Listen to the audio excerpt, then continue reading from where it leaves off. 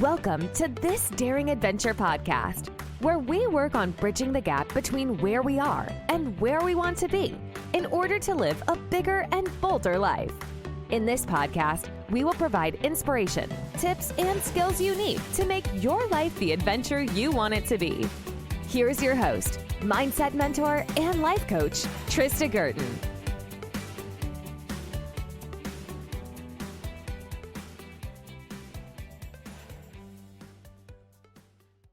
Hey, everybody. Welcome back to This Daring Adventure. This is episode 83. I am your host, Trista Gurton. Thank you so much for joining me.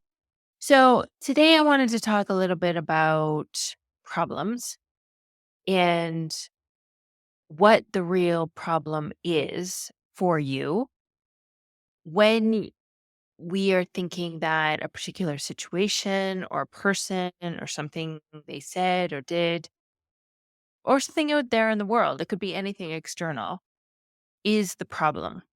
Oftentimes, I have clients coming to me, and the problem is their partner, or their children, or their boss, or their sister, or their parents, or the ex husband.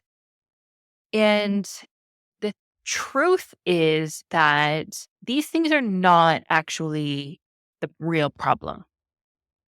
This might not make complete sense to you right now, but stick with me here. And I know that if you talk to your friends or you talk to your colleagues and you're complaining about your boss or your partner or your mother or the weather or the president or prime minister, they're going to agree with you that this is the problem. He is the problem. She is the problem. She shouldn't have said this. He shouldn't have done that. And we think that if that thing or that person would change or stop doing that or start doing something else, or that it would improve, or that we should quit our job or change houses or move towns, get a new boyfriend or girlfriend, then we would feel better. The reality is that those are circumstances. Those are all external circumstances, and they don't have that much power over us unless we give it the power. We give our power to it. Those things, all of those things that I described, your boss, your partner, your sister, your job, the president or prime minister, the weather, technology, whatever it is, they're completely neutral. They're not good, they're not bad, they're not right, they're not wrong until we have a thought about them. We have an interpretation, we have a judgment, we have a criticism, we have an opinion. And then that creates our experience of it. So the circumstance, in fact, does not have to change in order for us to change our experience of it. We have the power, we have the ability to think a certain way. It may not feel like that at the moment because our thoughts come very quickly. They happen and they feel automatic and they feel like facts. But we actually have a lot more control. We have a lot more power over them. A circumstance is a fact. So when I talk about your boss, your partner, your sister, your children, technology, the weather, that is an external situation. And when I say the weather, when I say rain, there's no opinion there. There's no judgment. I could prove in a court of law that it rained, and I don't have to describe it. There's no description. It's not cold. It's not hard. It's not soft. It's rain. I am not describing it to you. It's just the fact. For example, I could say my sister was rude to me.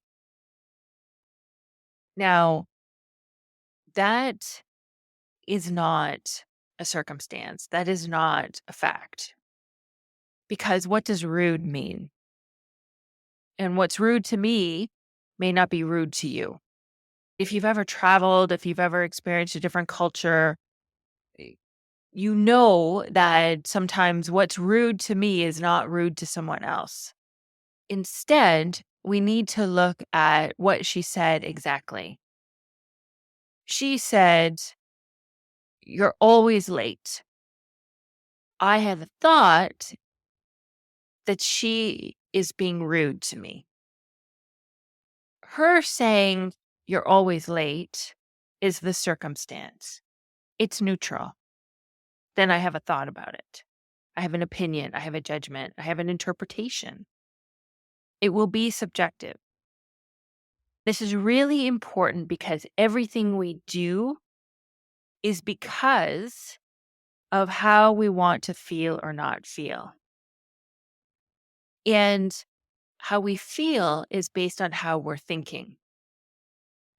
So if I am interpreting or judging a situation, a circumstance, then that is going to create a feeling in me. And oftentimes, we attribute our circumstances for how we feel. In this instance, my sister said, "You're always late." How I want to feel to my sister is closer. I want to feel more connected. But when I think about what she said, that "you're always late," and I have a thought about that she was rude to me, then I'm feeling judged. I'm feeling disconnected. I'm not feeling closer to her. I'm feeling somehow that she is judging me. And so we think the problem is the circumstance. I think my problem is my sister for saying that to me, but it's not. It's our thoughts about it which creates our feelings. So my sister is completely neutral. What she said, "You're always late," is neutral until I have a thought about it. I have a thought that she's being rude. I'm having a thought that she's being disrespectful to me. And so understanding that and having that awareness, we can look at our thoughts and decide, is it helpful? Do we want to keep it? How do we want to feel about that circumstance? How do we want to feel about what she said? I have a choice as to how I want to think about it. Again, these thoughts come up very quickly, and we have to slow down and we have to have that awareness and we have to take a moment to look and to think. When my sister says to me, "You're always late," I can just say, "I disagree because last time I was early." Or I can think, "Okay, she seems really stressed. Maybe she's had a bad day. She's taking it out on me. All right." Or I can have the thought, "She's really rude. She's rude. She's judging me. She doesn't appreciate that I've come here, whatever." Notice that our brains do tend to like to default to the negative. It does like to look for problems. It is looking for threats. It's normal that your first reaction might be, "She's rude. She's disrespecting me. This is a problem." And it's having that awareness of what's going on and slowing it down and taking a look. Okay, what's my thought here? How is it making me feel? Is this helpful? What else could be true? Do I want to keep this thought? How do I want to feel about this situation, this circumstance, and what she said? You do want to take a moment to notice how you feel when you think that thought. When I think the thought, "She's rude," I feel upset. I could feel angry. And then how do I respond? How do I act then? Maybe I say something antagonistic to her back, or I pull away, or I stomp off. And therefore, my ultimate goal of being more connected to my sister doesn't happen. and I feel more disconnected to her. But if I choose to think a thought, oh, okay, maybe she's really stressed, she's had a bad day, then I don't feel so disconnected. And in fact, I can reach out to her and I can say, hey, are you okay? Do you need some space? What can I do? I'm sorry. I didn't mean to be late. There was traffic, whatever. But not interpreting it as an attack, as a judgment, and thinking it means something about me, but it could just be her having a bad day. So understanding that the circumstances, the situations are neutral, and it's my thinking about it. It's the thought that becomes a problem and is open to interpretation. This is not to say that you need to be thinking positively all the time. Don't misunderstand me. You don't have to be thinking rainbows and daisies all the time. But it's important to have this awareness of what's going on in your brain. It's important to know that you probably will default to the negative. It's important to know that you have the option to decide whether this thought is helpful for you or not. It's important for you to be aware of the feeling that it's creating in you because that's what drives your actions. That's how you will show up. And that's what will ultimately create the results in your life. And when you have that awareness, you have a little bit more objectivity, you have a little bit more space, you can be a little bit more empowered to make a choice as to how you want to think and then how you want to feel intentionally and make those changes in order to create the results that you want in your life. I'm not saying that it makes it okay for people or you to do whatever you want or to say whatever you want because it's neutral. That doesn't let you off the hook for being kind, for being loving, for being professional. You can make requests, you can set boundaries, you can make changes. If you don't like the way your boss is treating you, I'm not saying you just swap some thoughts and then keep your job, but you can have that awareness of how it's affecting you and decide how you want to think about it.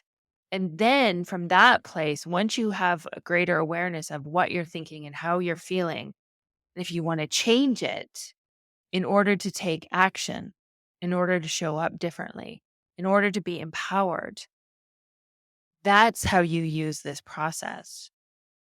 You don't just change it to think positively and you don't just change it to make everything rainbows and daisies. You don't just change it so that you get off the hook or other people are off the hook for what they do and they say. But this process helps you to become calmer and to become more intentional and to have a greater sense of peace. There's less drama, there's less frustration, there's less angst. You have more clarity and greater understanding of what's going on. And then you can be more intentional and deliberate in what you and how you feel and how you show up and create the results that you want in your life. Don't use this process against yourself that you're wrong for what you're thinking. That's not the intention here. It's not all positivity, but you want to have that awareness. You want to have that understanding. You don't want to be at the mercy of your brain and just whatever thoughts giving you your automatic thoughts, your habit thoughts. You have a choice. And when you have that choice to think about what you want to think about, then you create a feeling intentionally and show up completely differently. You have that authority. So take a look at your thoughts. If someone says something to you or something, say someone cuts you off in traffic, or your sister says something to you, or your mother says something to you, look at what your thoughts are. You can write them out. Pick one thought. What's that key thought that stands out to you? What's a fact? What's the drama in that sentence that you're thinking? Gain that understanding. this is what you're thinking right now, and this is how it makes you feel. Just that observation, just having that awareness starts to give you a different perspective and a little bit more objectivity. Then you're just not at the effect of what's going on in your brain. You're not at the effect of everything that's going on in the world. You can get to choose your experience of the world around you. And you can choose to live more deliberately and intentionally. This is where your power is. And this is how you create the results that you want in your life. This is how you get unstuck from being at the mercy of what's going on around you. It's not the external circumstances. It's not what your boss says. It's not what your sister says. It's not what your partner does. If you're interested in learning more about this, you can get on my calendar. The link is in the show notes. Book a consultation. Let's talk about how coaching can help you gain that perspective and stop being at the effect of everything that's going on around you. You can be calmer. You can have greater clarity. You can have greater certainty and confidence. You can gain these tools and skills that will help you to create whatever it is you want in your life. You don't have to stay stuck. And if you're feeling like you're meant for more, it's because you are. Let's find out what that is. Thanks, everybody, for joining me. I will talk to you next week. Bye-bye.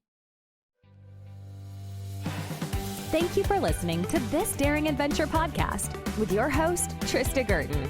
We hope you enjoyed the tips and conversations on how to get excited about life again. As always, you can head to tristagurton.com for additional resources and to book a one-on-one coaching session. You can also follow Trista on Instagram at Trista V. Gurton. Don't forget to subscribe, rate, and review us on Apple Podcasts. Thanks again for tuning in, and we'll see you next time.